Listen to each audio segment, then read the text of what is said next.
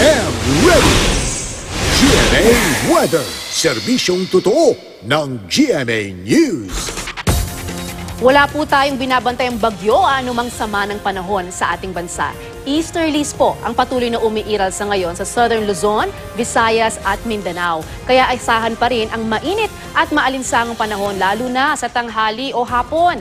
Pinakamaalinsangan sa Cotabato kung saan posibleng pumalo sa 42 degrees Celsius ang init factor ngayong araw.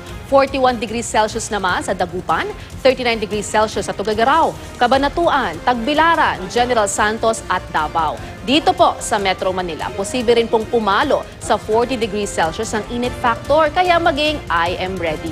Mababa rin ang tsansang umulan ngayong hapon sa Metro Manila. Base rin sa datos ng Metro Weather, walang inaasahang pag-ulan sa malaking bahagi ng bansa. May mahihinang pag-ulan lang dyan sa Leyte, Bohol at Davao Region ngayong tanghali o hapon. Yan ang latest mula sa GMA Weather. Magplano para sigurado I am ready. Serbisyong totoo ng GMA News.